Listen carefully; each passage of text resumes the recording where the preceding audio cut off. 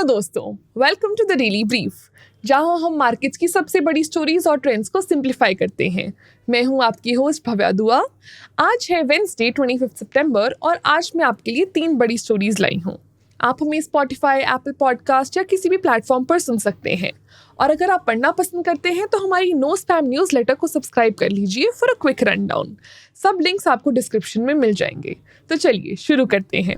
सबसे पहले आज मैं बात करूंगी इंटेल के बारे में, फिर हम डिस्कस करेंगे जेपी मॉर्गन के सीईओ के एक रीसेंट इंटरव्यू के बारे में और उन्होंने उसमें क्या हाईलाइट किया, और आखिरी में हम बात करेंगे इंडिया के ग्रीन एनर्जी ट्रांजिशन के बारे में। तो चलिए आज की पहली स्टोरी से शुरू करते हैं। आजकल क्वालकॉम, जो एक मोबाइल चिप जायंट है, रिपोर्टेडली इंटेल को एक्वायर करने की सोच रहा है। हाँ, बिल्कुल सही सुना आपने। जो इंटेल कभी पीसी चिप वर्ल्ड का किंग था, अब वो एक्विजिशन टारगेट बन सकता है। काफी सरप्राइजिंग टर्न अराउंड है, लेकिन अभी तक कुछ फाइनल नहीं हुआ है, कोई फॉर्मल ऑफर नहीं आया है। पर सिर्फ ये बात कि इंटेल के टेक ओवर के बारे में सोचा जा रहा है, ये दिखाता है कि इंटेल की पोजीशन काफी ही वीक हो गई है। तो इंटेल यहाँ आखिर कैसे पहुंचा? कभी चिप मार्केट का अनडिस्प्यूटेड लीडर, इंटेल को पिछले 1 डिकेड से काफी स्ट्रगल्स फेस करने पड़ रहे हैं। 7 स्ट्रेट क्वार्टर्स से इनकी सेल्स गिर रही हैं और सीईओ पैट गिल्सेंगर ने अभी हाल ही में 15,000 जॉब कट्स और कंपनी का डिविडेंड कैंसिल करने की अनाउंसमेंट की है। चीजें कुछ खास अच्छी नहीं चल रही हैं। अब थोड़ा इंटेल की गलतियों पर नजर डालते हैं। ये सब मिस्ड अपॉर्चुनिटीज और गलत डिसीजंस का एक परफेक्ट स्टॉर्म था। पहली बड़ी गलती थी मोबाइल मार्केट को मिस करना। जब दुनिया स्मार्टफोन्स के पीछे भाग रही थी, इंटेल पीसीज पर फोकस करता रहा। उन्होंने एप्पल के साथ काम करने का मौका भी छोड़ दिया जब एप्पल उस गैजेट पर काम कर रहा था जो बाद में आईफोन बना। फिर एआई चिप सिचुएशन आई, जब निविडिया जैसी कंपनीज जीपीयूज बना रही थी जो एआई कंप्यूटिंग के लिए परफेक्ट थे। इंटेल अपने ट्रेडिशनल सीपीयूज में ही फोकस्ड रहा। अब वो एआई चिप मार्केट में कैचअप करने की कोशिश कर रहा है। एक आइडिया देने के लिए, इस साल इंटेल अपनी गाउडी एआई चिप से लगभग $50 करोड़ की सेल्स एक्सपेक्ट कर रहा है। सुनने में इंप्रेसिव लगता है, राइट? बट निविडिया हर क्वार्टर में $2,000 करोड़ के एआई चिप्स बेच रहा है। फर्क देख रहे हो? एक और बड़ी गलती, इंटेल सब कुछ खुद करने की जिद करता है, चिप डिजाइन से लेके मैन्युफैक्चरिंग तक।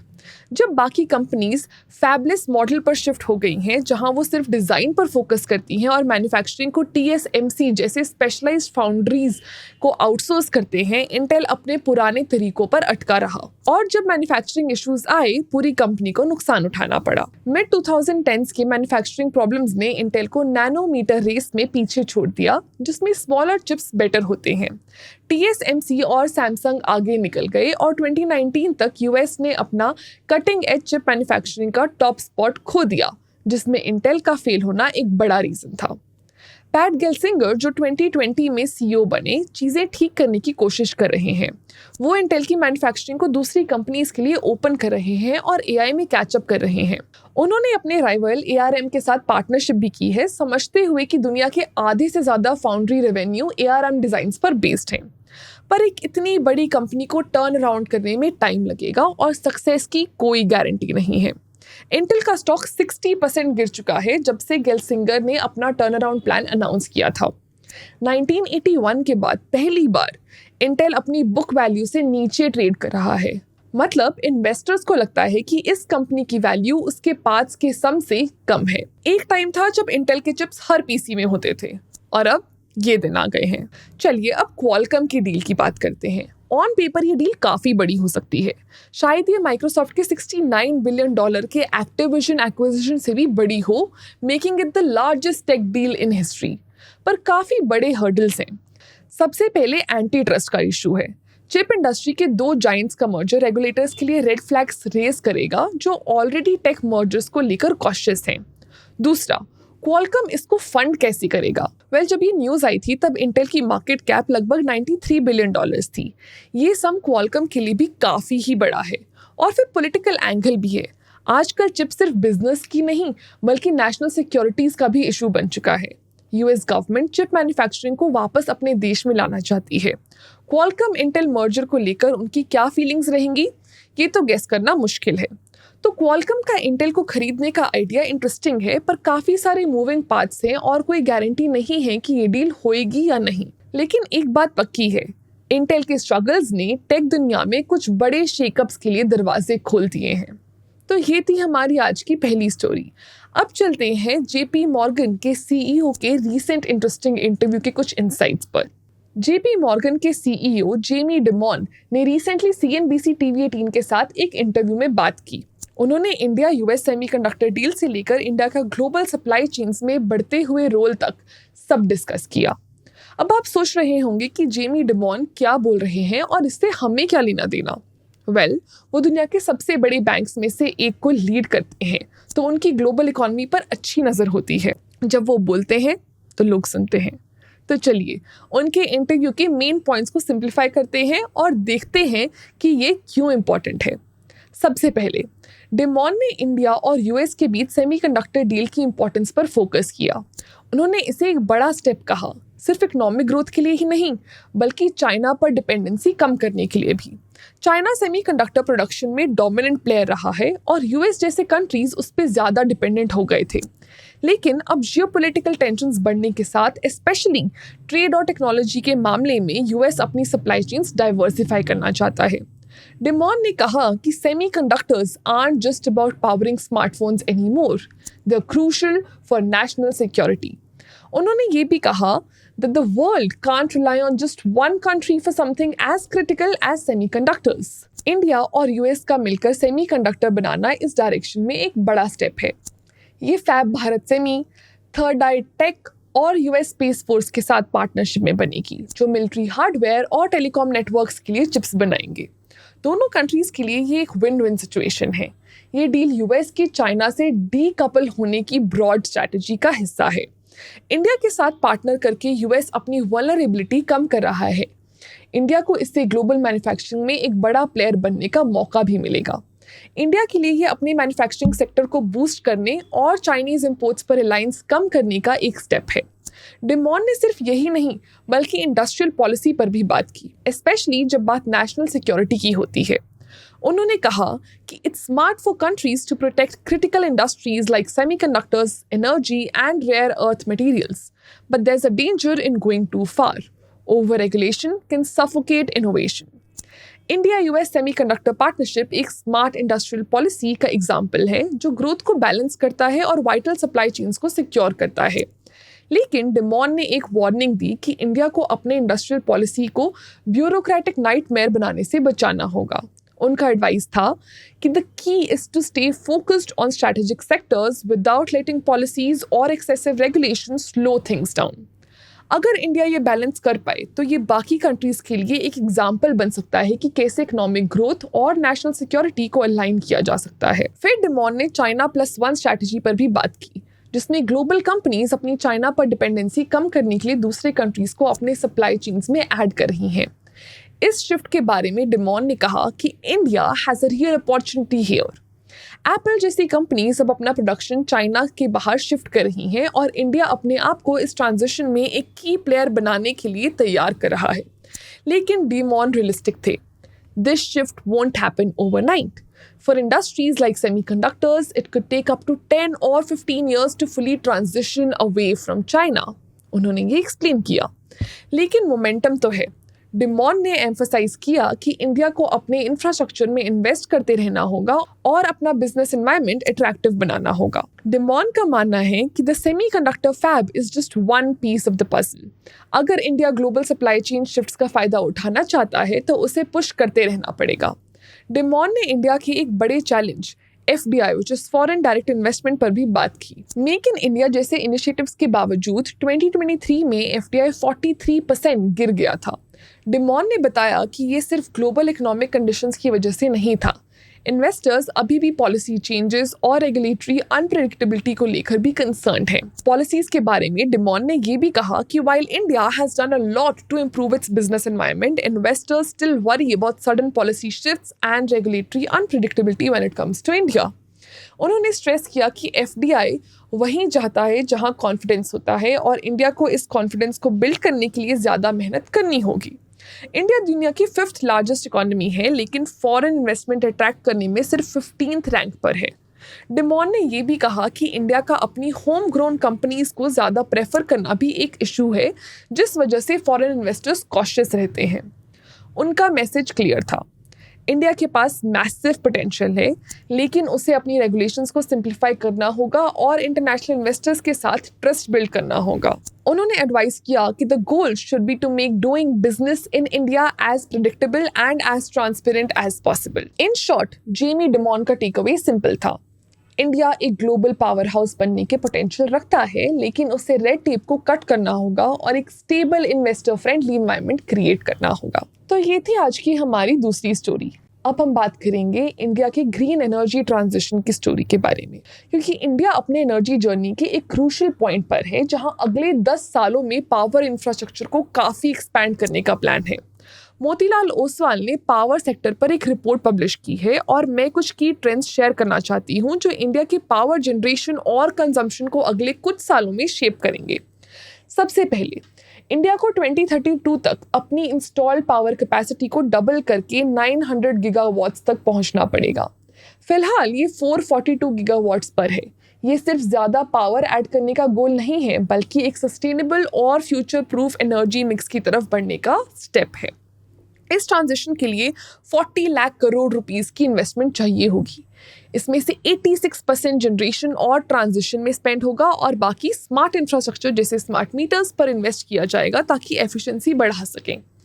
ये इन्वेस्टमेंट्स इंडिया को कोल से रिन्यूएबल सोर्सेज जैसे सोलर और विंड की तरफ शिफ्ट करने में मदद करेंगे। 2032 तक ये सोर्सेज एनर्जी मिक्स का आधा हिस्सा बनेंगे। तो अब बात करते हैं रिन्यूएबल्स और इलेक्ट्रिफिकेशन ग्रोथ की।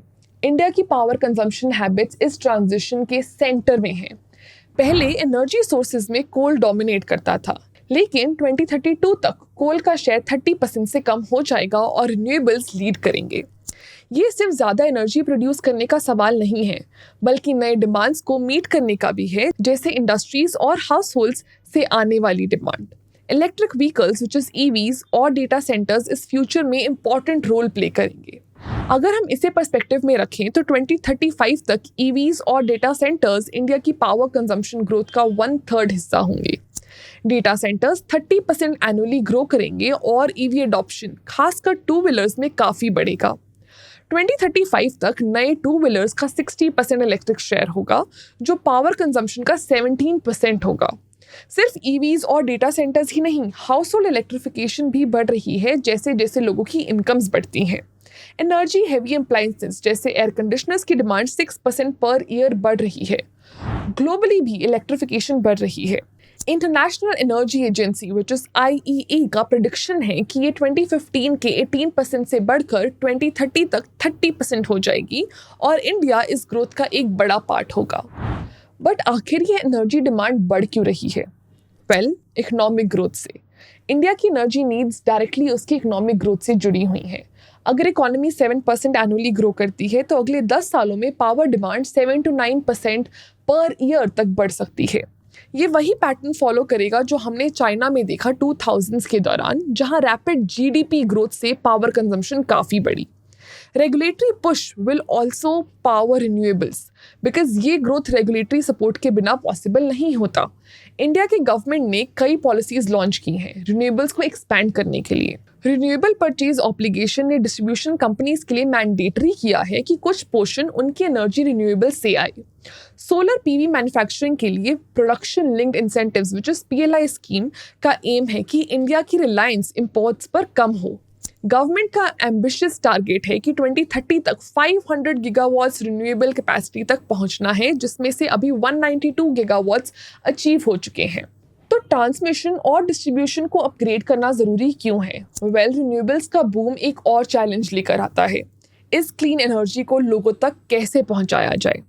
इंडिया को ट्रांसमिशन और डिस्ट्रीब्यूशन विच इज T&D में 4 लाख करोड़ रुपीस तक का इन्वेस्टमेंट करना होगा ताकि रिन्यूएबल्स को इफेक्टिवली ग्रिड में इंटीग्रेट किया जा सके। Power grid corporation of India इस काम में आगे है, जिसमें 2 लाख करोड़ रुपीस की केपेक्स अपॉर्चुनिटी है हाई वोल्टेज ट्रांजिशन में। ये अपग्रेड सोलर और विंड एनर्जी को रिमोट एरियाज से लेकर सिटीज और इंडस्ट्रियल हब्स तक पहुंचाने में हेल्प करेंगे। अब आप सोच रहे होंगे कि मैसिव ट्रांसफॉर्मेशन के दौरान कौन से प्लेयर्स सबसे ज़्यादा फायदा उठाएंगे। तो चलिए देखते हैं कि कुछ ऐसे पॉसिबल प्लेयर्स कौन से हो सकते हैं। Number 1, power grid corporation of India TND upgrades lead कर रही है और उसके पास 2 लाख करोड़ रुपीस की केपेक्स अपॉर्चुनिटी है ट्रांसमिशन सिस्टम्स को इम्प्रूव करने के लिए। Next major player would be JSW energy, जो अपनी कैपेसिटी को अगले कुछ सालों में 2.4 टाइम्स एक्सपैंड कर रहा है। 2030 तक 20 गीगावाट्स इंस्टॉल्ड कैपेसिटी टारगेट कर रहा है, जो मोस्टली रिन्यूएबल्स में होगा। The next one in this big transformation would be Tata power, जहां अगले 5 सालों में उनके केपेक्स का 45% रिन्यूएबल प्रोजेक्ट्स पर जा रहा है। 2027 तक उनका प्लान है कि उनके कोर अर्निंग्स का 90% रिन्यूएबल से आए, जो अभी 40% है।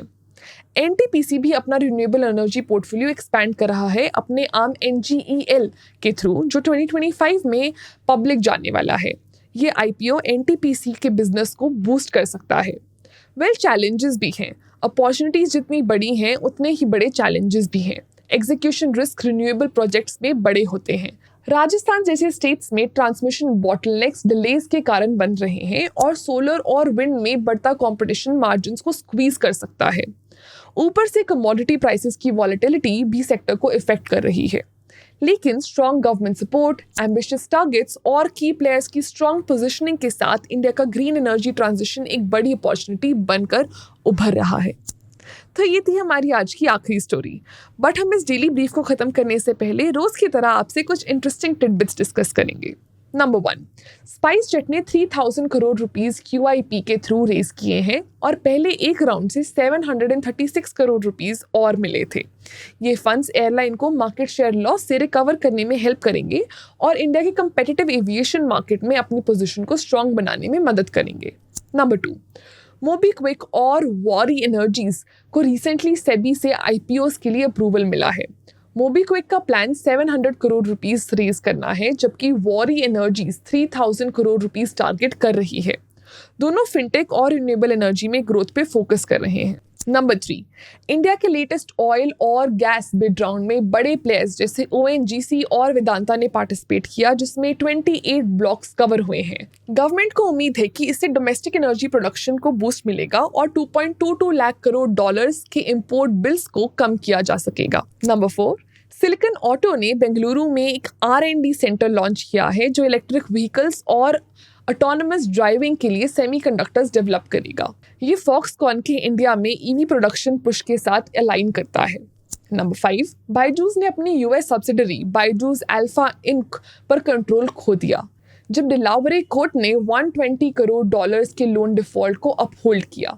ये रूलिंग बायजूस के लिए ऑलरेडी कॉम्प्लेक्स फाइनेंशियल सिचुएशन को और भी मुश्किल बना रही है और ग्लोबल एक्सपेंशन प्लान्स पर इम्पैक्ट डाल रही है। नंबर 6, JSW ग्रुप अपनी 40,000 करोड़ रुपीस की EV और बैटरी प्रोजेक्ट को ओडिशा से महाराष्ट्र शिफ्ट करने का सोच रहा है, स्टेट लीडरशिप के चेंज के बाद।